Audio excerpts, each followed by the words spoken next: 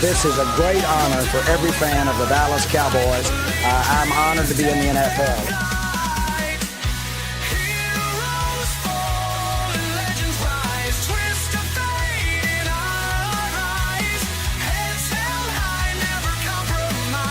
What can I say? Mamba out.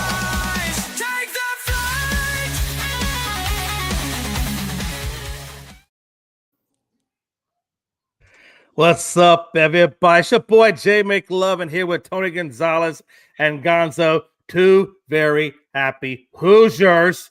What a hell of a week for sports, specifically football and basketball. But today we're focusing on football, so we'll cover that aspect of it. But Tony, in my best sling bait voice, how about them Hoosiers? Oh, yes, man. IU all over Wisconsin, 34-7. We'll break that down here in a little bit. Texas A&M, man, what a comeback win. And also a collapse by South Carolina. Texas A&M 31-30 over South Carolina. We'll go more into that, too. We'll break it down. We got Oklahoma 23, Alabama 21. We'll break that down for you here in a minute. And also Georgia 35 and Texas 10. Game's close to about the fourth quarter, and then Georgia took over the game. We'll go over that also. But let's get some other scores real quick. Ohio State 48 over UCLA 48-10. Texas Tech defeated UCF 48-9. We had Ole Miss 34, Florida 24, Notre Dame 37, and Pittsburgh 15. USC 26, Iowa 21. We had Michigan 24, Northwestern 22. We had Navy 41, upset South Florida, number 24 South Florida, 41-38. And we had Arizona 30, and Cincinnati, who was 25th ranked. Also, they got upset with only scoring 24, 30-24 win there for Arizona. So, guys, let's break down some games in college football. Let's go to the IU game first. IU winning 34-7. Close game at half, 10-7. And then IU took over on total offense. Total yards was IU 388, but they did allow 5 sacks. That concerns me a little bit, but they did hold the ball 34 minutes of that game. Wisconsin only had a total of 168 yards, also had 2 turnovers, only had the ball 26 minutes. Mendoza 22-24, 299 yards and 4 touchdowns. Heck of a day for Mendoza. Guys, I think Mendoza right now is going to be the favorite for the Heisman. Chris, let's go to your thoughts on the IU game, and then we'll go to Jay. No, excuse me. I thought IU played real well, other than the sacks, but we're also down a couple starting offensive linemen, and again, we didn't have our best receiver, Surratt. So I think that had a little bit to do with the sacks, not having a couple of our normal starters. From what I'm hearing, that they're on their way back, so we should be pretty healthy going into the last game of the season, and then the Big Ten championship game after that. But no, Mendoza was sharp. I know on that graphic it says 22-44, but he was 22-24. Yep. I think they even ended up bringing his brother in.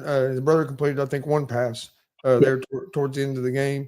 The guy's been so efficient this year that there's been 3 or 4 games that they've took him out and he hasn't even played in the fourth quarter, or his stats could even be a lot better than what they are. Because I can think of at least 3 games off the top of my head where he didn't play the whole game. But yeah, the IU's looking good. We're pretty healthy. It'd be nice to get Surratt back, but we've had some guys step up.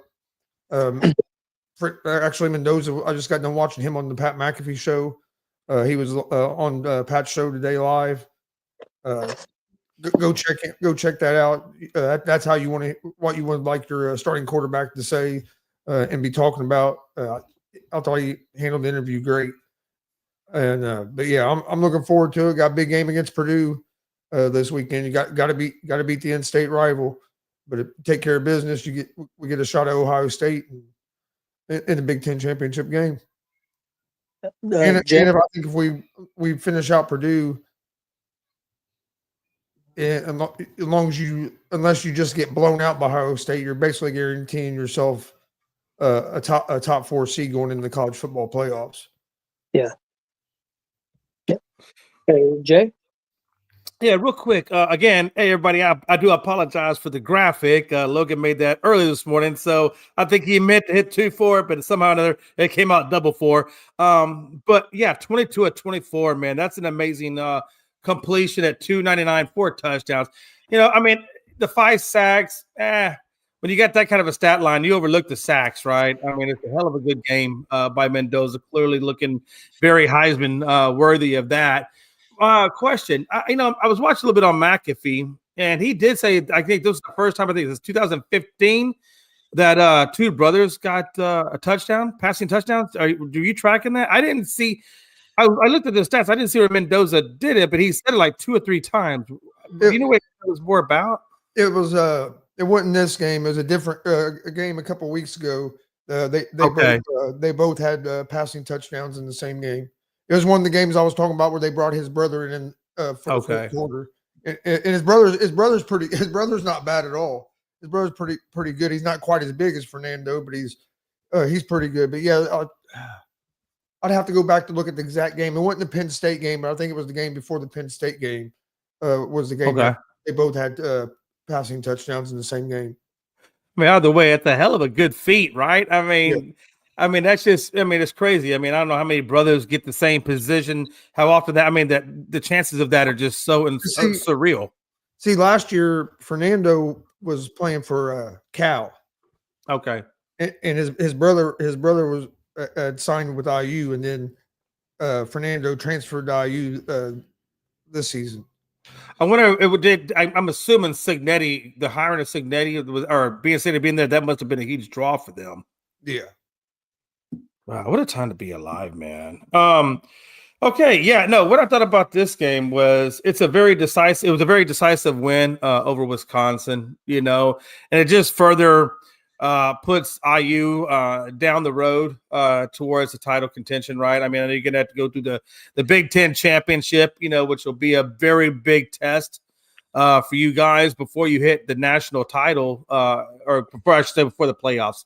Let's put it that way. So I know you guys are amped up for that. Obviously we went against Georgia, we went against Ohio.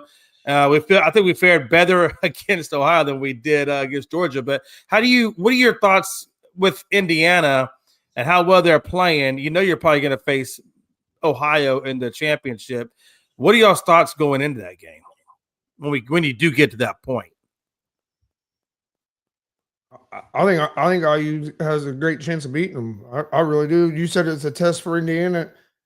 It's a test for Indiana, but it's also just as big as a test for Ohio State as well. Absolutely. They have, and there's a difference. They really haven't been tested this year. I mean, their closest game really was the Texas game at the beginning of the season. After that, they really haven't been tested.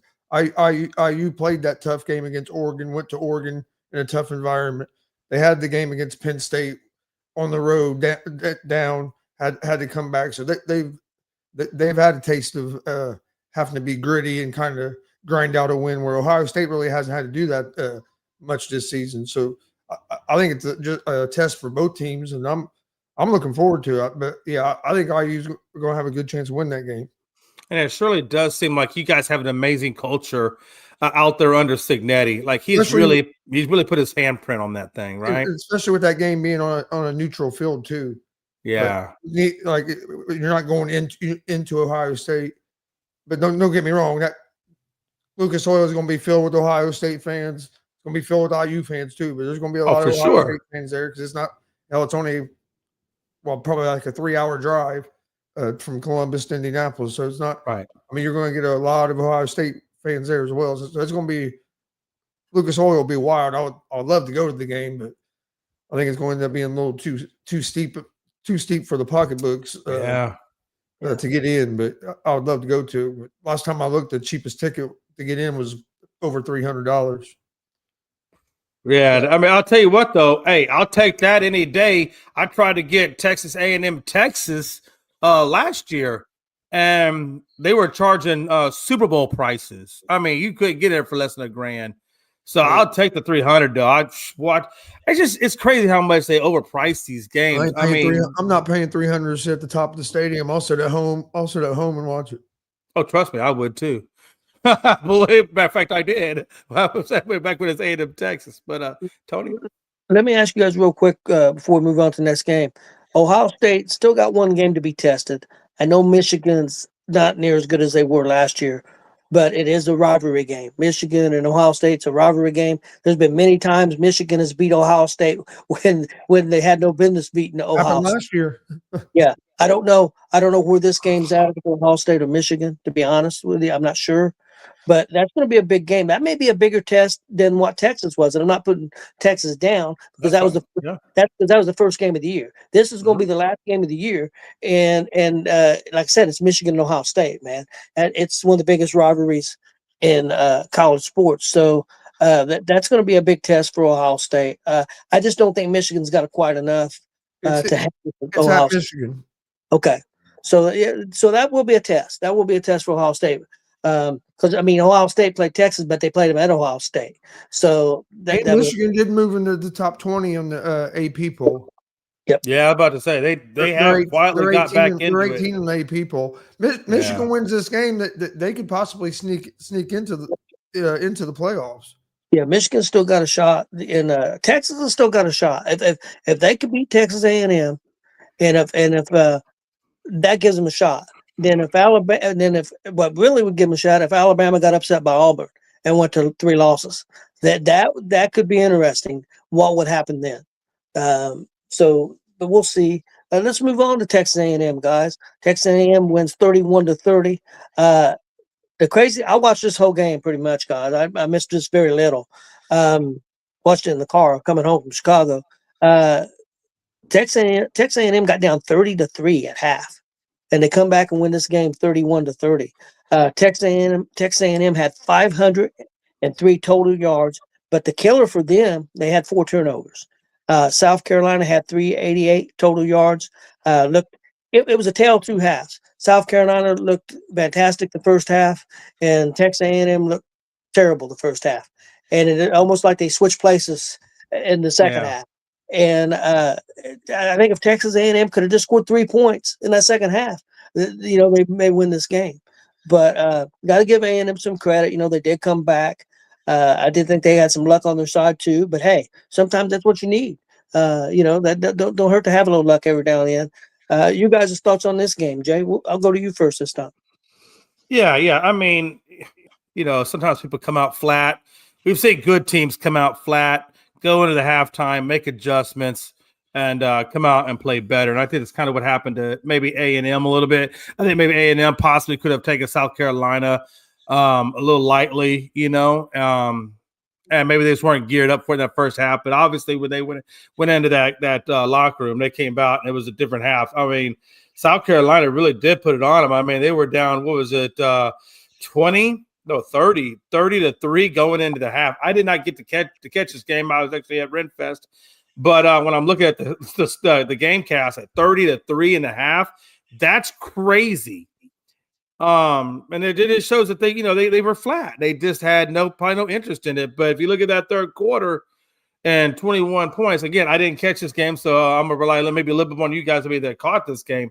But you're right; it was like the tale of 2 halves. It was every bit of it was South Carolina that first half, and then A&M. They didn't even give up a point. Their defense was shut down at that point. So that just tells me they just took this game lightly that first half, and then the coach ripped them a new one and said, "Look, get your head out of your asses, or we're going to be slipping out of these playoff rankings." And I think they came back and made the adjustments and went on to win. It's crazy. Chris? I think the biggest thing was in the first half, South Carolina was playing like they had nothing to lose and was playing to win. Yeah, and they got a couple turnovers, got that big lead, and then they came out at halftime and started playing not to lose.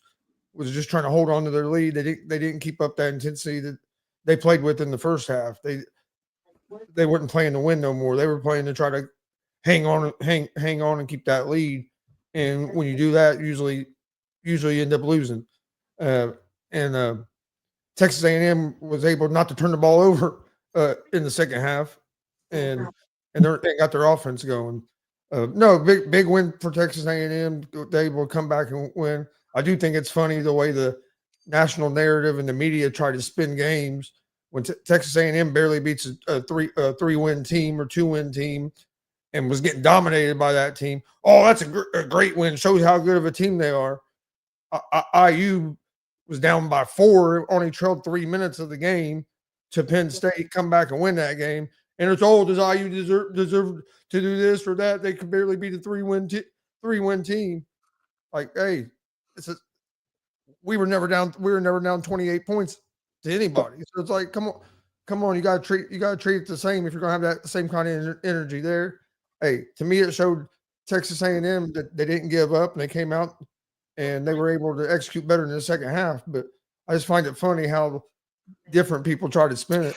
I honestly think, though, and this is no disrespect to you guys. I don't mean it in any kind of way, shape, or form that way. But I think it's because this really, like I said, this is your first real year under Cignetti where you guys are – it's kind of like you're making your name for yourself, you know? Because let's be honest, guys. I mean, I've only been on this earth since 54 years. But I've never really thought of IU in any way, shape, or form in football. I've always known them to be basketball. I've never really thought of them as football. And I think this is kind of, Gonzo, where you're shaping your identity. You're on the scene. You're creating buzz. And I think the more years you are competitive and you are constantly in the conversation, which it will be, I really do. I think Cignetti is creating the culture. I think the boosters are going to get behind you guys. But I think it's going to take a little time for you being on the scene for people to take it seriously. I just think that's people's natural reaction, though. I just think it's a natural thing. I get what you're saying, but that has nothing to do with looking at the way Texas A&M came back and beat South Carolina and comparing that to the IU game. I mean, no, but I think from the respect factor, I think it takes more than just one season to really establish that respect. We were one game away from being in the national championship game last season. I mean, okay, so if you want to go 2 years, I'll give you 2 years. I'm just saying this. You guys are just kind of coming into your own here. Yeah, I'm just saying. Look, okay, don't be mad at me. I get what you're saying, but what I'm saying that has nothing to do with what I'm saying. It don't matter. Take IU out of it. If Ohio State barely beat Penn State, and you want to try to use that against them, then when Texas A&M barely beats South Carolina, you got to keep the same energy. You can't try to spin it as a positive. No, I get it. When we talk about respect, though, I don't agree with it. Texas A&M was good. You said what now? When's the last time Texas A&M was a national contender? I mean, come on. You know, A&M's been in the conversations for a hot minute now. I mean, if you want to go all the way back to the Junction Boys, they just hired a new coach hold on. What I'm saying is, been a national championship contender for a while. Am I saying it's right, Gonzo? No, but I do know that people's psychological things and the way they look at things, they're gonna be like, I don't know, man. IU just got on the scene. Now they want us to give them respect. No, I get what you're saying. I mean, I think sometimes you got to earn that. You got to earn that right. I don't think Chris is talking about, and I'm not saying you're saying this either, Jay. I think he's talking about the fan wise. I think he's talking about these supposed expert commentators. Right. It looks like they would be able to look at the numbers and look at things more objectively. I think that's what he's talking about. Well, yeah, that's what I'm saying. We all want people to look at things objectively, but at the same time, in a lot of our brains, we don't associate IU with just football. We just don't. But I think that's going to change over time. That's going to change. I mean, when I think of IU, the first thing that comes to my mind is basketball all the time. Yeah. You know, I mean, that's just where I think that has nothing to do with what I'm saying. You're taking what I'm saying, what I'm trying to say wrong. Problem, maybe. Because I get what you're saying. I understand that, but that's not what my point was in this. No, you're saying is why is well, I guess I went that direction because you put out the respect thing out there. So I guess maybe I ran with that side of it. But I understand what you're saying. You're saying A&M gets mollywopped in the first half, comes back in the second half, and they're like, well, that was a good game. It was a strong, win, come from behind. So it's like a positive spin. But you're looking at Indiana like, hey, we do the same thing, but we're giving the negative side of it. Look at the other end of it. Is South Carolina necessarily Penn State's a better team than South Carolina? I was going to say, are they a lot better than Penn State? I hear where you're going with that, but I think Penn State starting out at number 2, to start the season, and look where they are now, and the dramatic downfall of everything. And I think that's why they just took they kind of took it away from Penn, honestly. Yeah, I agree with that. But one thing about Penn State still has a bunch of 4 or 5 star athletes. I think they have better players on it than what South Carolina does. What's South Carolina done this year? I'm putting down South Carolina because I don't think South Carolina is that bad of a team. They play a lot of people strong. They just can't get over the hump. They're not strong, not quite strong enough. And the big difference with them has been their inconsistency out of the quarterback. Their quarterback will play fantastic, and then he'll disappear. And he was a guy that was supposed to be a Heisman Trophy candidate, and he just has been too inconsistent. Hey, and people forget that Penn State lost to number 7 or number 6 Oregon in like double overtime. Yep.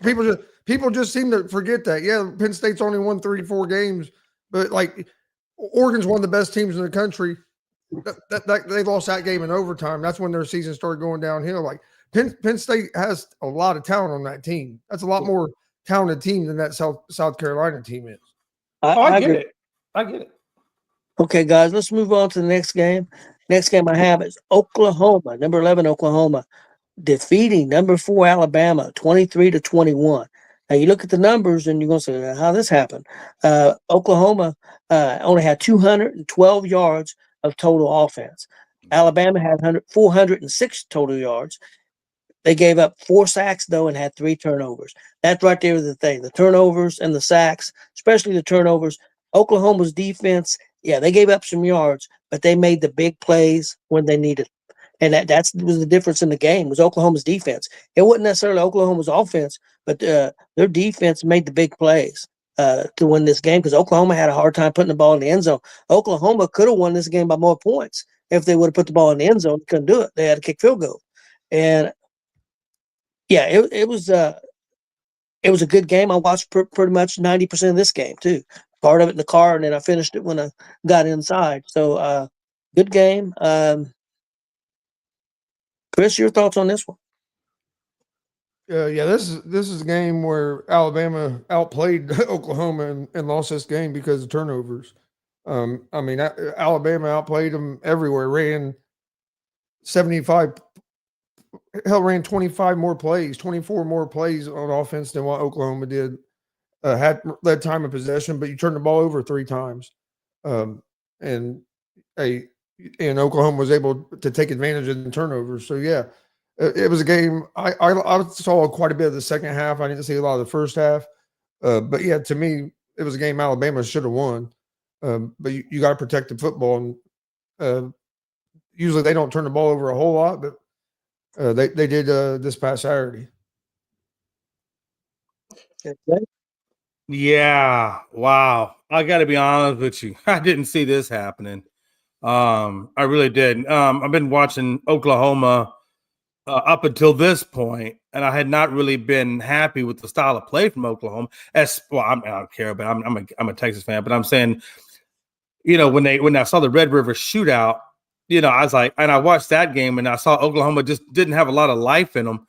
I just kind of thought I thought Oklahoma would be mid, but I didn't think they had enough to beat Bama.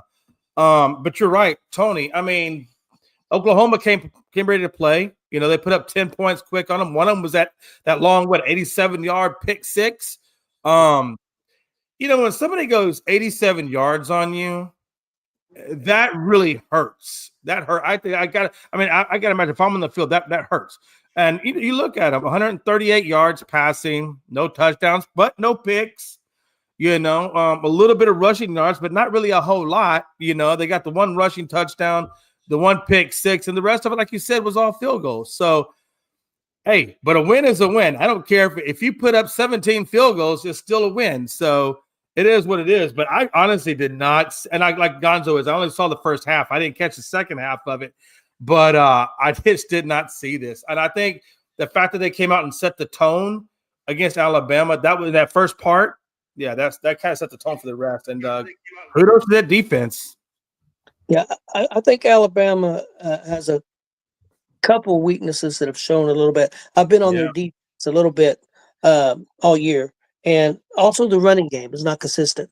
So I think that's a couple weaknesses. And I think I know I seen a guy on TV, so-called expert, He said Ohio State would kill Alabama. He said Ohio State would destroy Alabama. I'm not saying that. I'm saying that. I think Ohio State would be favored, but I'm not going to say that Ohio State would kill them, especially depending on where that game would be played. But I think Alabama defensively can lack at times, even though they only held them to 212 yards. The defense did a pretty good job in this game, considering that their offense gave up 3 turnovers and they end up holding them to field goals. It really kept them in the game with all those with the turnover situation. But Alabama not being able to run the football, they rely so much on the pass that I think they've got to get a little bit more even with that. I'm not saying they got to be 50-50, but they've got to do a better job running the football. Let's move on, guys, to number 5, Georgia, defeating number 10, Texas, 35-10. Yeah. Georgia, 357 yards of total offense and had the ball about 35 minutes of this game. Texas had 274 yards total offense. A couple things that really stood out to me: only 23 yards rushing for Texas. That's a killer. I know when we talked last week, I thought Texas was going to have to run the football to have a chance in this game. They sure did. And then also 9 penalties. A lot of penalties for them in this game. So that didn't help things either. The game was fairly close, man, until we got to the fourth quarter and the wheels kind of came off. Jay, your thoughts on this game? Yeah, first of all, I felt like Arch did going up against a really good, solid defense that Georgia has. I thought he held his own. 251, a touch, a pick, 3 sacks. It is what it is. He also had it was just I think the biggest thing for me when I was watching this game was when if you notice right before I think it was right after Oklahoma had scored. I believe it was either the second or third quarter. My brain gets left sometimes. But right after Oklahoma had scored, Kirby Smart did that onside kick. And I told Melanie, I said, that dude got the ball without the ball ever touching even the defender. I mean, that was the most beautiful onside kick I think personally I've ever witnessed. It was just the way he kicked it. It was just so perfect. And it landed right in their hands. And of course, Texas defense has to come out. And if you watched it, that drive before the onside kick, they were rushing with no problem against that Texas D. Like they were having a hard time dealing with the run from Georgia. And I felt like once they got that touchdown and then they got the onside kick, which brought their offense back out, that means Texas defense only had a few moments to gather whatever, energy they could and come back out on the field. And I felt like that was the beginning of the end for Texas in that game, because Texas, if you watched it right after that, it was straight all offense from Georgia, and Texas could not stop the damn run to save their lives. And I think a lot of that was a fatigue. When you go back-to-back series with very little time and they're running the ball on you, you got to imagine that front seven had to have been exhausted for Texas, and it really hurt them. They really didn't need to have the back-to-back series out there. That was crazy. It's very hard to win. And if you watch the whole domino effect of that, it just never really went Texas' way after that. I mean, because if you watch, Texas was fighting up until the point when he got that onside kick. And once they recovered that onside kick, it was just – they just didn't have an answer for it. They had no answer for Georgia in that game. Chris. To me, Georgia was the more physical football team. They controlled the line of scrimmage in that game, and that's why they dominated most of that game. Texas couldn't get much going offensively. I mean, hell, they never really could put a drive together down the field. They got that one touchdown to make it 14-10 or whatever, and they got in that field position because of the interception that they Gunnar Stockton threw. Gave them field position. They were able to take advantage of that. Other than that, they never drove the ball down the field to score a touchdown. Like they got that early field goal. So they couldn't just get no rhythm offensively, and a lot of it was because they were losing at the line of scrimmage on both sides of the football. Which, by the way, Tony, I think that you were talking about the run game for Texas.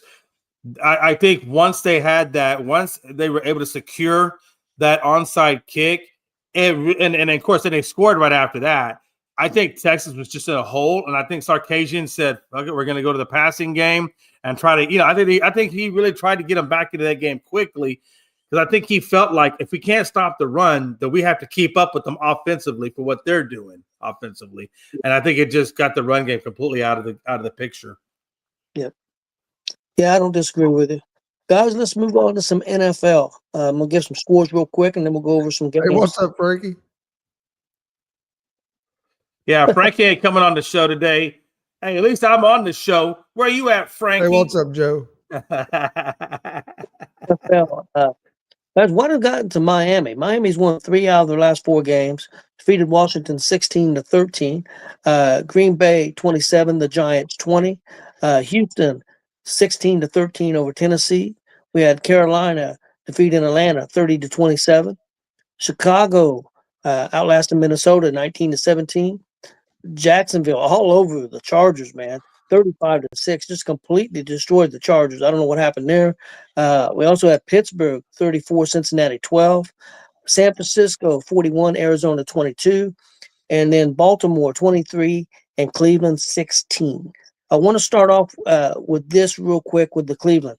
Shadur Sanders got in the game for the first time in the second half. He was 4 of 16 with an interception.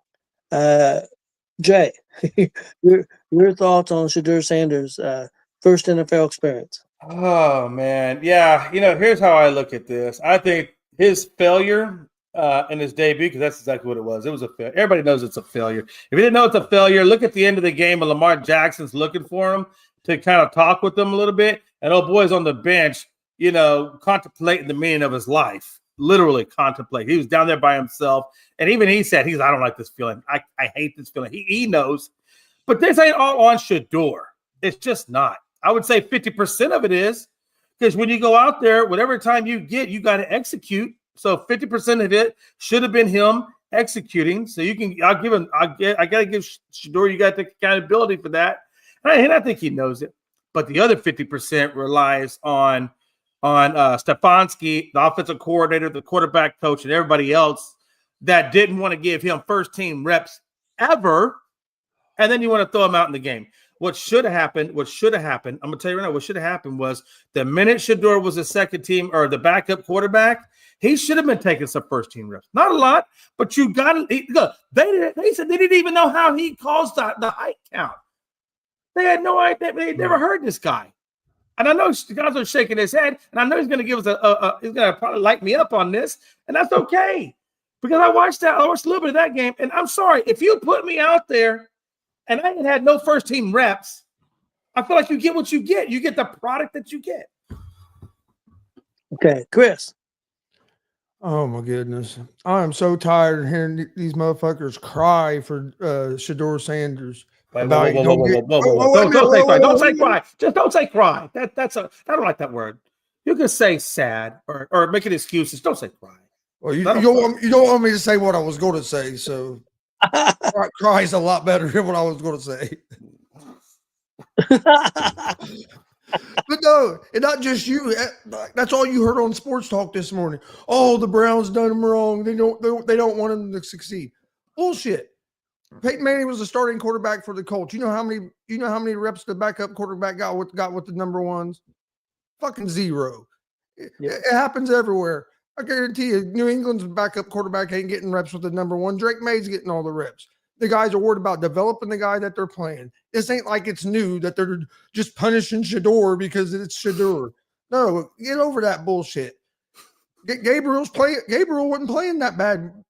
He's been playing pretty good the last few games. He got a concussion. They had to bring Sanders in. That happens to every backup quarterback in the league, especially when you're a rookie or a young backup quarterback. You're going to get thrown out there, and you're not prepared because they're hoping that you don't ever fucking play.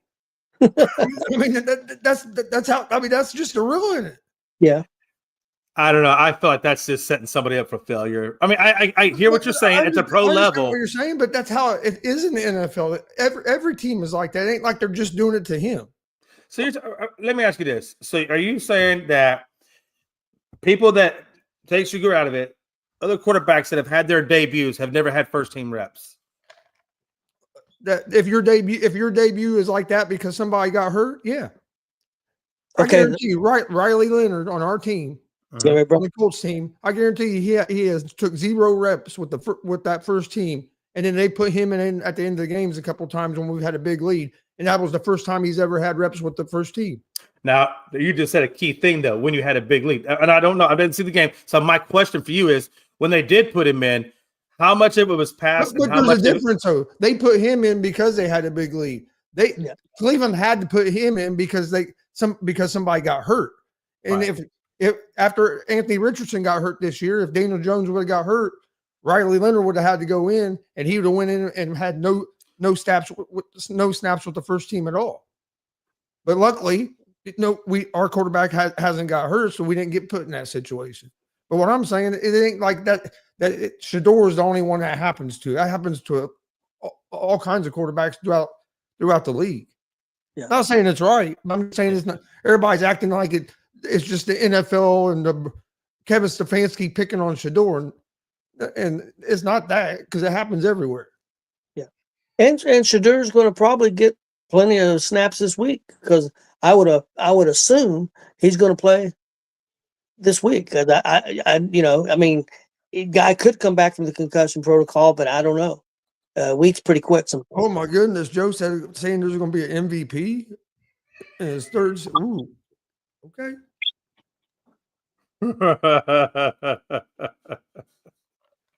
You say, "Hey, Frankie, hey, I'm telling you, never know." I mean, but hey, listen, Joe, I do want to stick I up hope for he you. gets better and he has a good. I don't have nothing against him. I'm just getting tired of everybody. Oh, I understand. I trust me. I get it. Everybody crying for him.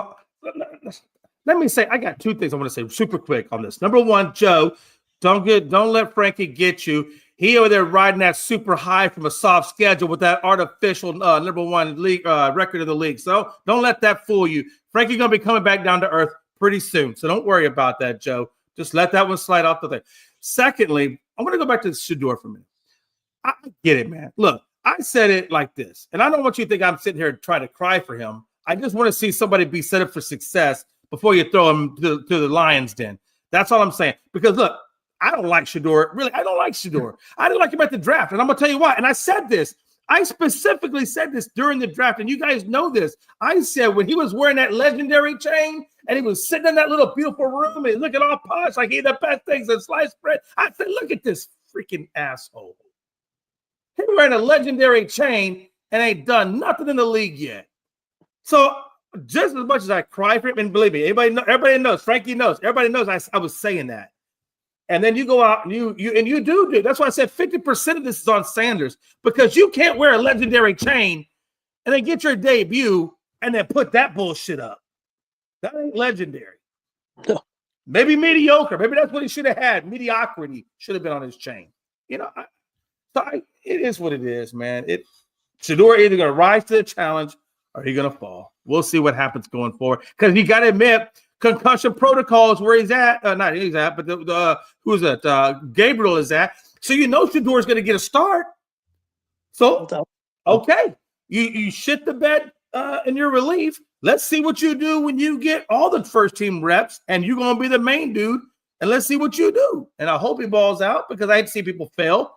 But at the same time, if he don't, then stop wearing the legendary chain. By the way, I wonder what the value of that chain is. Is it gone down now? Or is it climbing up if it was on Christie's auction house? Just asking. All right, guys. Let's move on. We'll be plenty of time to talk more about Shador probably after this week, because I got a feeling he will get a start. We'll see how he does. First game I got is Denver 22, Kansas City 19. Denver had 342 total yards. Kansas City had 311.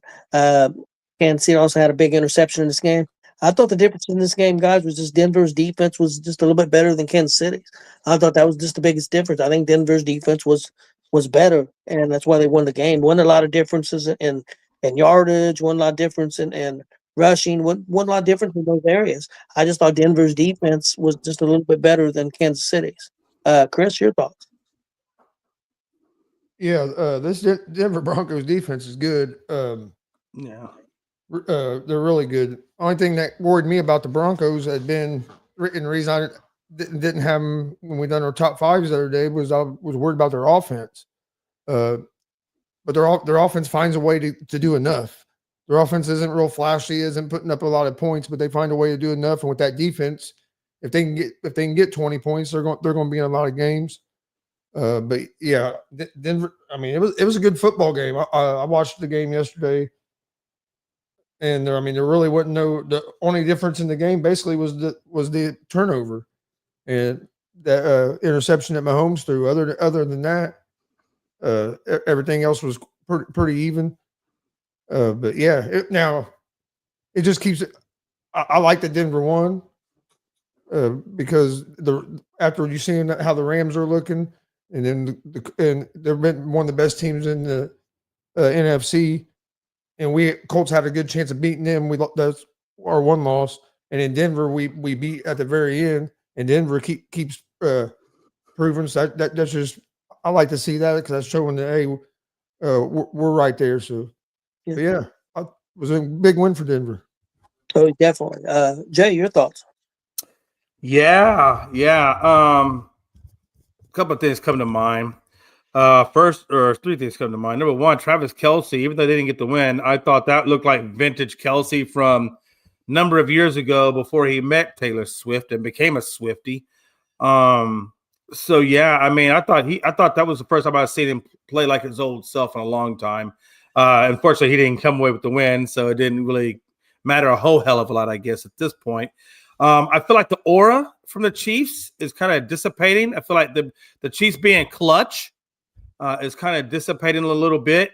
And I think Denver is cementing themselves as the number one team in that division. And I feel like, the Chiefs, probably for the first time in almost a decade, are not going to win the division. And they'd be lucky if they even get into a wild card at this point, which says a lot. I mean, that says a lot.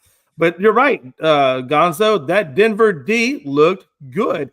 And Bo Nix made some really good passes in that game. I mean, he put them right in the breadbasket amid defenders, and if you don't make that pass correct, I mean, that's a pick six. So I felt like Bo Nix did a good job. And I think as years go on, they're doing well. But I just want to say one thing that I thought, isn't getting talked about, I thought was amazing.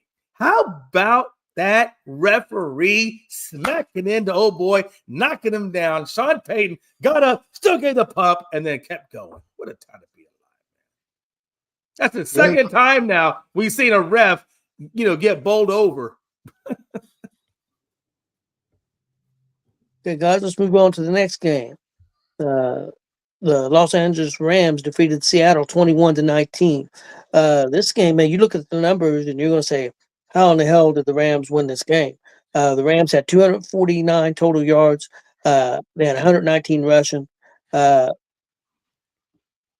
Seattle had 414 total yards, 135 yards rushing. Seattle had the ball 37 minutes. The Rams had it 22 minutes. The key to this game was 4 interceptions, man, for Seattle. That was the ball game in a lot of ways. And Seattle still had a chance to win the game with like a 61-yard field goal. Even the guy missed it, of course, but you can't bitch about a 61-yarder. At least I don't think so. But Seattle had a chance, even with all that, to win this game. And I think another thing, the Rams scored touchdowns, and Seattle had trouble getting the ball in the end zone for touchdowns. And that was the other big thing for Seattle. Jay, your thoughts on this game? Yeah, screw you, Sam Darnold, you asshole. That's what I gotta say, because he's on my fantasy team, and I keep waiting for him. I keep waiting and waiting and waiting. And he has had 2 really bad games. The first one was against the Cardinals. I know they walked away with the win, but from a fantasy perspective, that dude put up 4.92. Couldn't even get 5 points as a quarterback. You're playing out there like you a last second flex that nobody wanted, but we did it because we didn't have nobody else to turn to. And then he plays against the Rams, and he put up 4.52. You put up that dude's last 2 games, you still don't have 10 fantasy points. I'm just saying, Darnold. And I really thought when they got Rashid Shaheed that maybe that's going to give them that other guy, that other speedy receiver, and that's going to open up the passing game a lot. And it did. Now, Walker, on the other hand, I thought he had a fairly good outing. But I can't remember the last time Seattle, especially Darnold, has beaten the Rams. And that was just a rough game. And I think right now, I mean, I'm tossing up between is Philly the best team in the league or the Rams the best team in the league? I really had thought that Seattle was, but this is the second time I've seen Seattle struggle against good defenses. One of them against the Cardinals, they got lucky and got the win because, let's be honest, the Cardinals' offense sucks. But when they faced a good offense and a good defense, like, for example, what the Rams have or even what the Eagles have, they just struggle against those. And that's kind of what brings me back down to earth a little bit in terms of how good Seattle really is. Chris, your thoughts? Well, first of all, Jay, I don't think Sam Darnold cares about how many points he gets your fantasy team. I know. That's why he's an asshole. But no, this game here, I mean, it was a game Seattle could have won, but the Rams defense bent, but they didn't break. They were like you mentioned about the red zone, and when Seattle got chances in the red zone, they were able to hold them to field goals, and then the Rams offense was able to get enough points.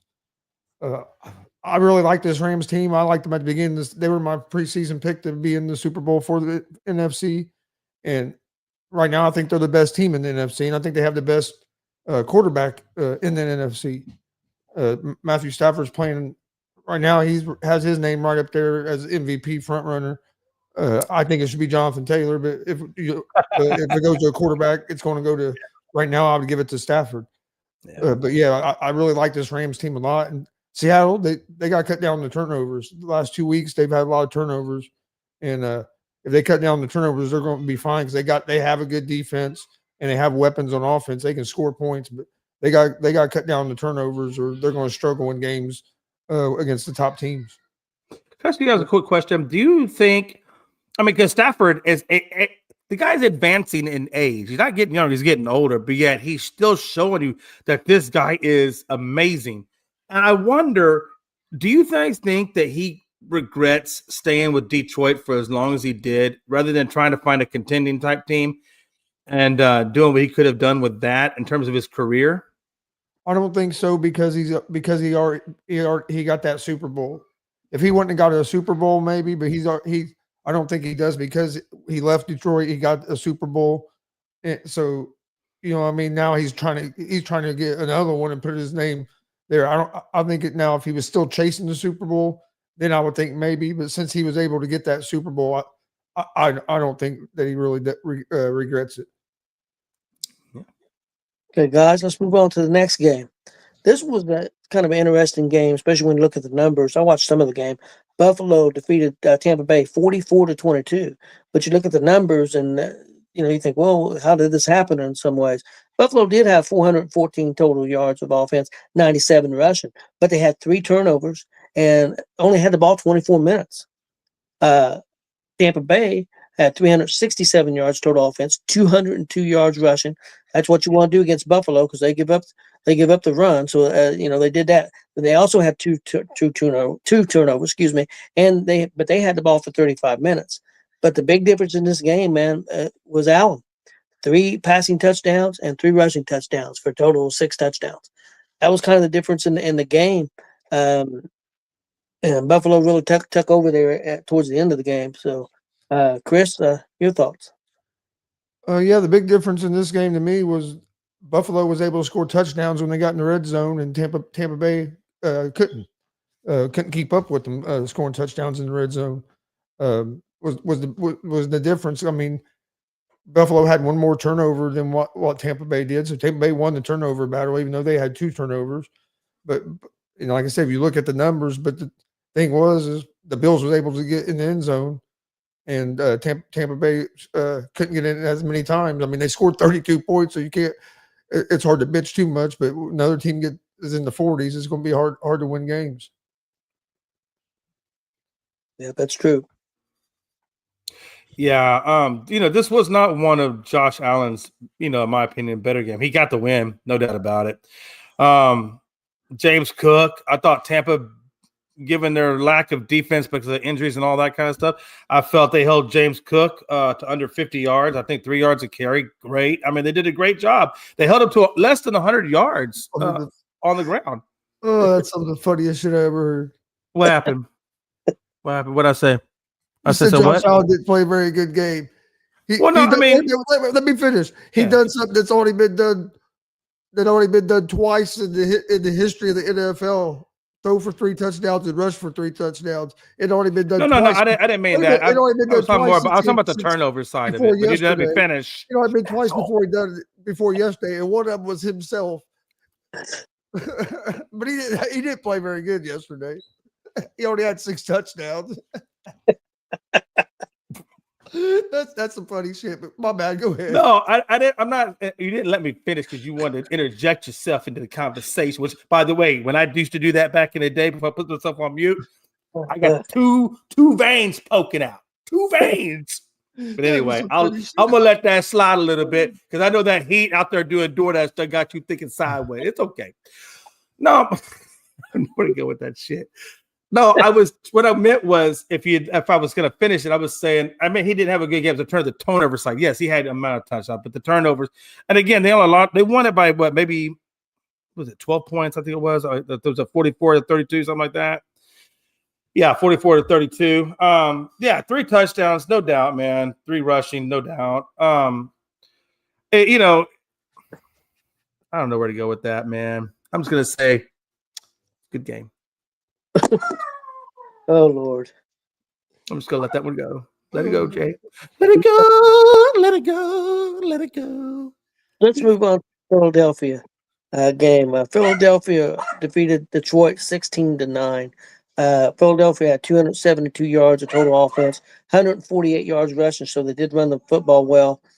Detroit, 317 total yards of offense, 74 yards rushing. They also did have an interception. Philadelphia had the ball 35 minutes of the game. Detroit had about 24 minutes, maybe a little over. Guys, one thing real quick on me, for me, I know Detroit had 1 interception, but to me, they had 5 other turnovers because you go 0 for 5 on 4th down. And I mean, I understand. I know this coach is aggressive, but I really feel like, I don't know what you guys think. I really feel like the coach cost them this game. They give up points. They give up field position. I mean, I know it just didn't make sense to me. I mean, good to be aggressive, but I mean, you're playing a really good defense in Philadelphia, and I know you want to try to score touchdowns. I understand that, but points are a premium. At a premium against a good defense, and I really think this loss is on the coach. That's just my opinion. Chris, your thoughts on that? Yeah, this game. I watched this whole game. It was good. It was a good football game for one. I know it was only 16-9, but it was it was a fun football game to watch. I mean, it was hard hitting. There were some plays made, but no, I agree with you. Time after time, he kept, and to me, the ones where he passed up points, that bothers me. Because I talk about that same thing with Steichen. I thought he was getting to where he was getting a little too greedy sometimes. But the ones that bothered me more is the ones that it was time after time he put his defense in a bad position where they were on their own side of the field and he's going for it and you don't get it. And the defense stood up a bunch. Because, I mean, as many times as he put them in a bad situation, they didn't give up that many points, but it came down to the Eagles defense played better, but a lot of that to me was due to some of the situations that field position wise that they were put into. But yeah, I think teams are getting too aggressive, especially in the first quarter. If you drive the ball all the way down the field and you get to the damn 15, 20-yard line and it's 4th and 5, take the fucking field goal. Take the points. It's the first quarter. Get points. And you see a lot of teams passing up points in the first quarter and I just think it's crazy. And that was one of the things that a couple of weeks ago I brought up with the Colts and Shane Steichen. I think sometimes I think these teams get a little too greedy and hey, if you have a chance to get points, get the points because usually at the end of the game, come down to 1 or 2 points. And if you pass in points up during the game, sometimes it comes back and bites you. Jay? Yeah. No, I get it. Look, 0 for 5 and 4th down on a day when the wind is crazy. Yeah, I think he was definitely way too greedy on that. I think there's at some point you have to say, you know what? Okay, maybe I'll try it once. Try. Okay, let me get away from what I'm saying is you really aren't. It's really hard to kick a field goal. You saw when they had got pushed back on the extra point, and they tried to do the field goal, and obviously want to go left because they know the ball is going to come right, and that ball just went straight right. There was no left to it at all, and that just kind of shows you how hard that wind was going. As a matter of fact, when they did the flags, you saw really I'm how hard. I'm not saying try a 50-yard field goal. No, I'm not saying that either. I'm just saying what I'm saying is like, when you're in the offense and 4th down is coming up, and the first 2 times you tried it weren't working, rather than continuing to try to do it, and maybe field goals are not so much of an option depending on where you are in the field, why not just punt it and give them harder field position than where you're giving it to them? See, that was my thing. I wouldn't. The ones where he passed up the points, they didn't bother me as much. It was the ones where you're going for it on your own side of the field. Oh yeah, because then you're putting yourself you're giving them good field position. That was the ones that bothered me more. Oh, absolutely. But I do agree with what Frankie's saying here. I didn't like any. That was a terrible pass interference call at the end of that game that cost the Lions would have got the ball back with a chance to maybe tie that game, or to score some points. But that was a terrible. If anything, it should have been offensive pass interference. If you want to go Gonzo, I got to agree with you on that, man. I think there were 3 instances. I'm gonna wrap it up. I'm gonna give it to Glenn. There were 3 instances I felt like controlled that game.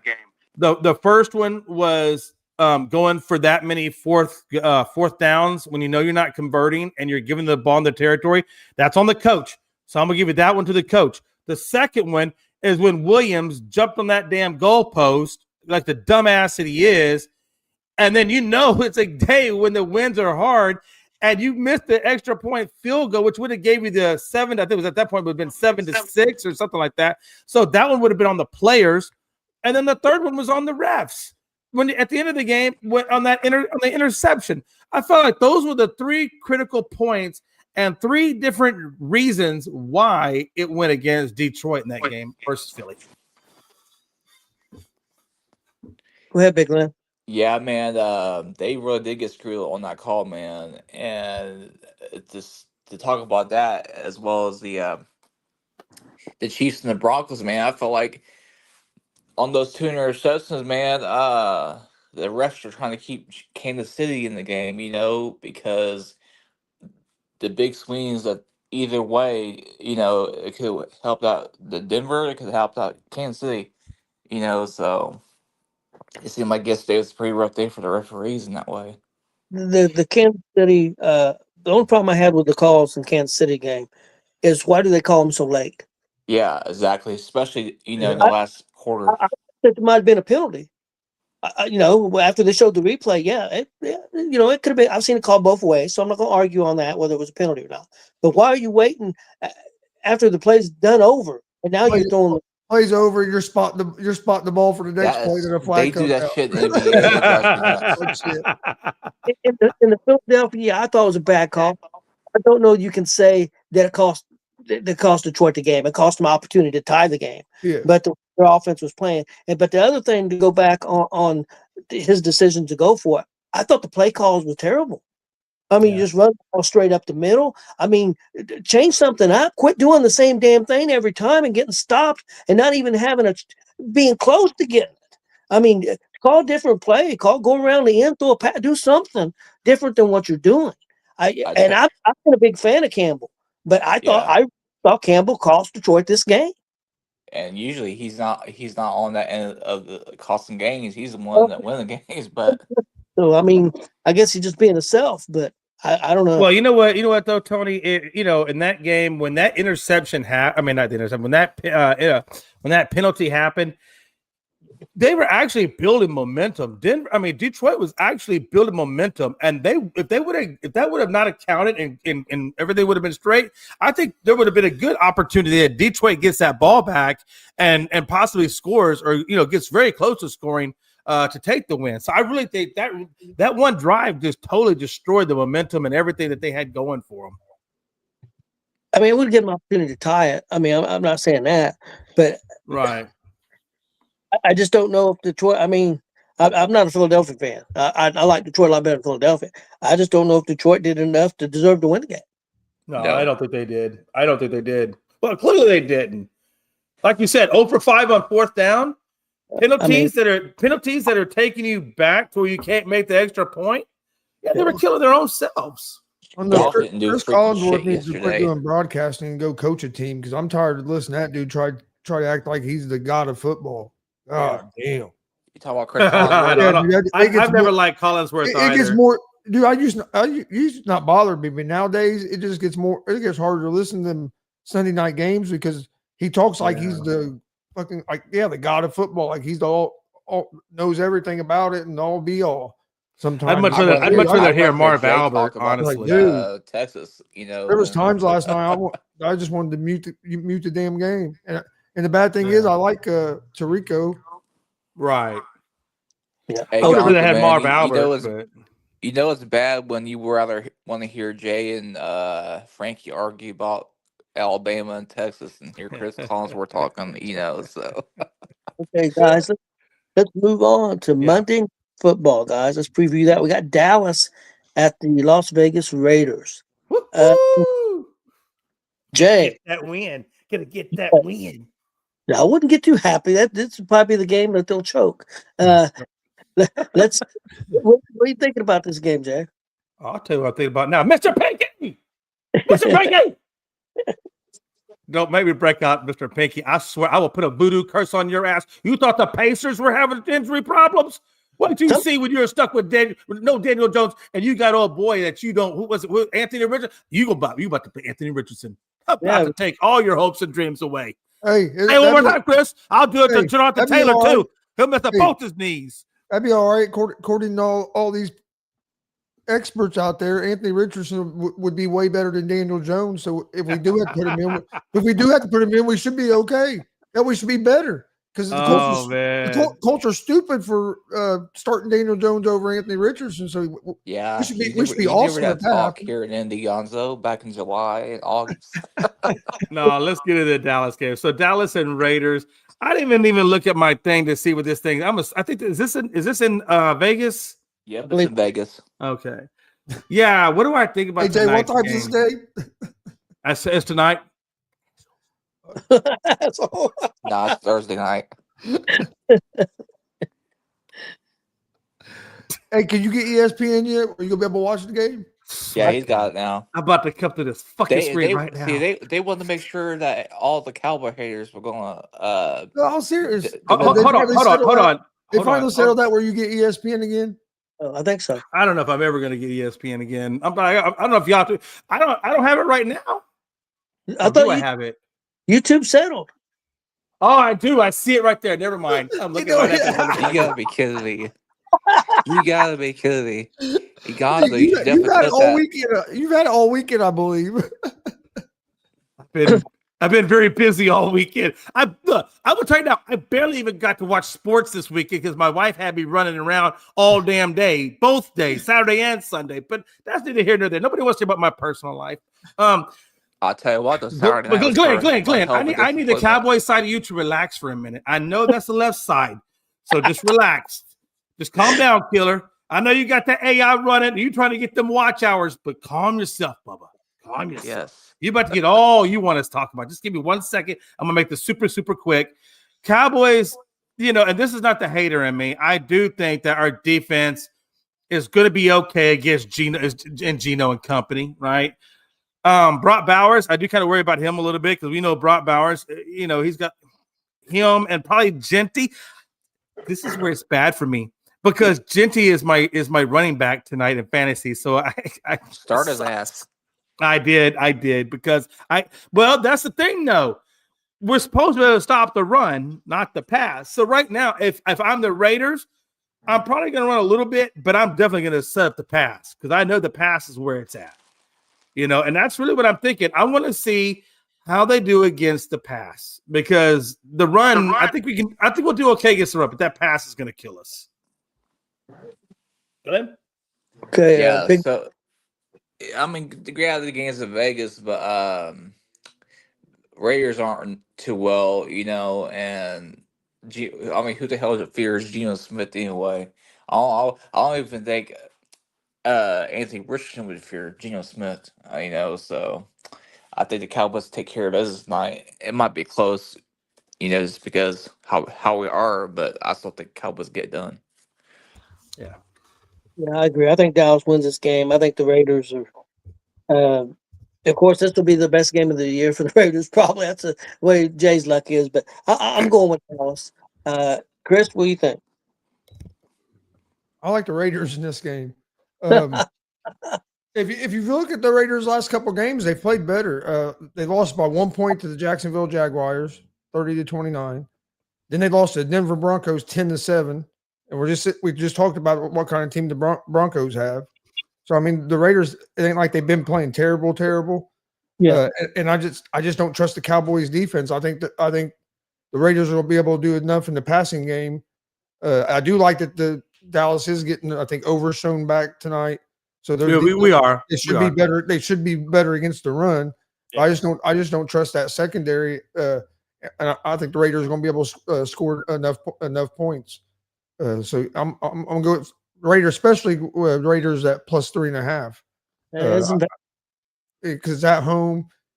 Because I think it's going to be a close game. I think either team. I don't think either team is going to win by more than one possession. Whoever wins the game, I think it's going to be a close football game.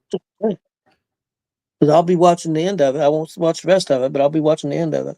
Hey, real quick, just so you're tracking, in terms of what we do get back in tonight's game, you're right. We get Overshawn, but we also get the debut of Logan Wilson at the linebacker. And then we also get that rookie corner that we drafted, Shehil, however you say that guy's name. So we do have a rookie corner, and we'll see what he can do. So we get a little bit of defensive help, and we'll see what happens. Yeah, I think it's going to be a good football game. I do. Guys, before we get out of here, I just want to – I know we got some wrestling fans out there, so I want to mention this real quick. Tonight, Monday Night Raw on Netflix starts 8 o'clock Eastern. John Cena's last match ever in New York City. Last match on Monday Night Raw.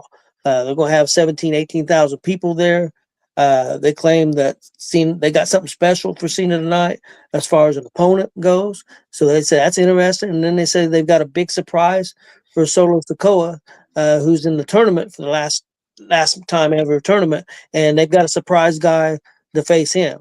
So should be an interesting night on Monday Night Raw. If you want to see John Cena he's only got a couple more appearances after this. He's got a pay-per-view appearance at the. He's basically got a month. Yeah, he's got Survivor Series. He'll wrestle a match there of some kind in San Diego, and then his last match ever will be on Saturday night's main event on December 13th. So, I mean, down to 3 appearances. The last time on Monday Night Raw. So, if you was ever a John Cena fan, you might want to check that out on Netflix. Shit, if you've been a John Cena fan, you've probably been watching it since he had made the announcement. So they had him on ESPN on some of their shows this morning, talking and stuff. I'm probably going to try watch some of Raw tonight as well, but I'll be watching the football, so I'll probably have it on split screen and keep an eye on both of them. But yeah, the shirt he had on today on ESPN was pretty cool, but it reminded me of all the money I was spending on John Cena merch back in the day, because Austin used to get the shirt, the hat, the wristbands.